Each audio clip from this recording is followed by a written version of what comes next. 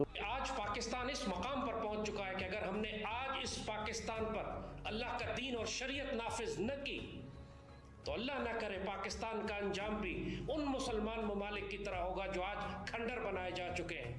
दोस्तों, पाकिस्तान में एक लाल टोपी नाम से एक मशहूर जोकर है। जब से इंडिया ने पाकिस्तान पर हमले के लिए जो है घोषणा की है, तब से ये लाल टोपी जो है बहुत घबराया हुआ है और घबरा कर जो है इंडिया के अंगेंस्ट जो है उल्टे सीधे जो है ये बयान दे रहा है। तो चलिए दोस्तों, देखते हैं इसने क्या क्या इंडिया के ख़िलाफ़ जो है अपने मुंह से जहर उगला है। तो चलिए दोस्तों, चलते हैं वीडियो की तरफ। वंदे मातरम। एक डंडे वाली सरकार की जरूरत है, एक ऐसा मजबूत मुसलमान सेपासालार हुक्मरान जो एक हाथ में कुरान पाक को रखे और दूसरे हाथ में तलवार को। जो बुजुर्गों ने बिशारतें अता फरमाई हैं कि अल्लाह ताला पाकिस्तान को एक ऐसा हुक्मरान अता फरमाएगा जो पाकिस्तान के दुश्मनों को जमीन में घुसेड़ देगा, वो बात कम करेगा और तलवार पहले चलाएगा। आज पाकिस्तान इस मकाम पर पहुंच चुका है कि अगर हमने आज इस पाकिस्तान पर अल्लाह का दीन और शरीयत नाफिज न की तो अल्लाह ना करे पाकिस्तान का अंजाम भी उन मुसलमान ममालिक की तरह होगा जो आज खंडर बनाए जा चुके हैं। क्या इराक तो क्या शाम तो क्या लिबिया। हमने 50 साल अल्लाह से वादा खिलाफी की।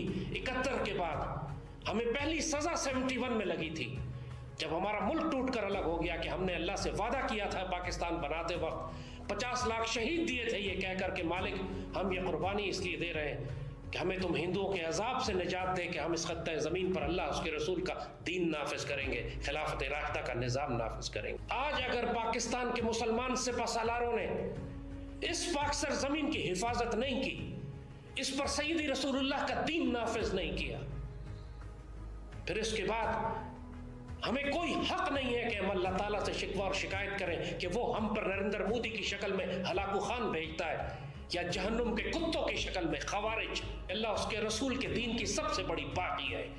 मुल्क में शरीयत के निफाज में सबसे बड़ी रुकावट यही वकील और यही अदलिया है, यही एंग्लो सैक्सन निज़ाम है।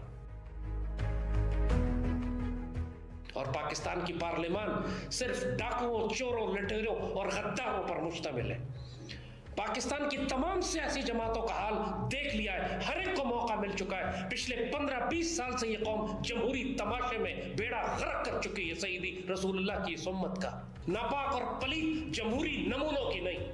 तारीख इस्लाम में कभी कोई एक जमहूरियत के जरिए मुसलमान हुक्मरान नहीं आया है।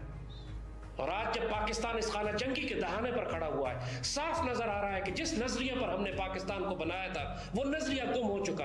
ये कौम लिसानियत, फिरकावारियत, कौमियत में तकसीम हो चुकी। पाकिस्तानियों के पास वक्त नहीं है। हमारे हमसाए में ईरान हुआ करता था, एक मुल्क बादशाह का, शाह का ईरान। 50 साल उसने हुकूमत की तकरीबन। अय्याशी, बदकारी और बुराई के कौन से रिकॉर्ड थे जो उसने नहीं तोड़े। मगर जो आग लगी पूरे ईरान में, वो 50 साल का तकब्बुर उसका ऐसा बह गया उसके अंदर कि रातों रात उसको अपनी जान बचाने के लिए ईरान से फरार होना पड़ा। जब मुल्क की अशराफिया इतनी जालिम और सफाक हो जाए कि पूरे मुल्क की दौलत समेट के सिर्फ एक छोटा सा ऊपर का अशराफिया का तबका उससे फायदा उठाए तो पूरी कौम जलील और ख्वार और रुस्वा हो, फिर एक वक्त आता है कि वो आतिशफिशा फटता है। इबरत का निशान बन गए वो सब जालिम कि जो 50 साल इसके साथ मिलकर जोकों की तरह अपनी कौम का खून चूस रहे थे।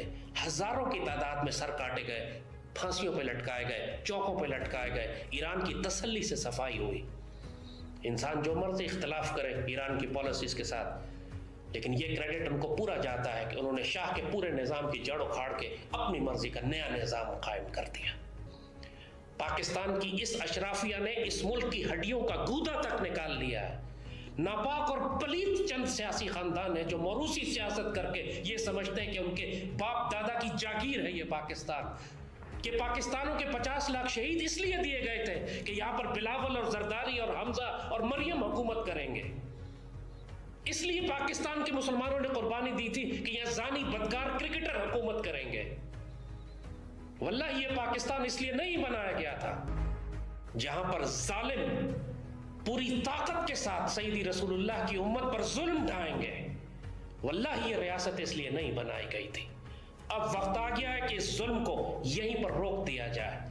इसको रोकने का अब सिर्फ एक तरीका है कि ताकतवर मुसलमान सिपा सलार इकट्ठे होकर इस पाक सरजमीन के बेहतरीन लोगों को इकट्ठा करें और यहां पर वो डंडे वाली सरकार कायम करें, वो हुकूमत कायम करें जो अल्लाह का दीन और शरीयत नाफिज करने वाली है। इस पूरे पुराने निज़ाम की जड़ तक उखाड़ने की ज़रूरत है। मिडिल ईस्ट में ईरान और इसराइल एक दूसरे के रूबरू आते हैं तो पूरी दुनिया को ख़तरात लाहक हो सकते हैं। इसके पेश नज़र ईरान की जानिब से जो ऐलानात किए गए हैं कि रद्दअमल पहले से सख्त होगा, इसराइल पछताएगा, बराह रास्त हमला किया जा सकता है। दूसरी तरफ बिजनेस रिकॉर्डर रिपोर्ट कर रहा है कि ईरान के लीडर्स, ईरान के जो मिलिट्री ऑफिशियल्स हैं, वो प्रॉक्सीज के साथ मीटिंग कर रहे हैं और असेसमेंट कर रहे हैं कि रद्दअमल कितना नपातुला होना चाहिए। ख़तरा है कि ऐसी जंग ना छिड़ जाए जो कि थर्ड वर्ल्ड वॉर की हमें तरफ ले ना जाए। Everyone is asking. सो तल्लुकात ही नहीं है ज़्यादा उनके साथ। और आजकल की सूरत हाल ऐसी है कि Egypt, Jordan, Saudi Arabia, UAE, ये सारे जो है बड़े प्रो इजराइल हुए हैं because they are part of the American camp.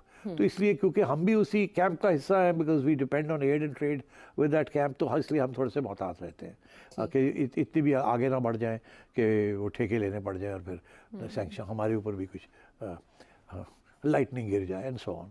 एक तो देखिए ना, इंडिया काफ़ी, एक तो क्वाड मैं समझता हूँ कि अब आगे बढ़ रहा है और बाकायदा आपको शेप ले रहा है ये जो फोरम है, कि उसमें बहुत सी चीज़ें हैं जो इंस्टीट्यूशनलाइज हो रही हैं आहिस्ता आहिस्ता। अपने नाजरीन को वो है कि भारत ने देखिए बड़ी चालाकी के साथ इस स्टेटमेंट में, पहली दफ़ा नहीं है, इससे पहले भी भारत ने मुंबई और पठानकोट के जो मामलात हैं ना वो इस स्टेटमेंट में ले आए हैं।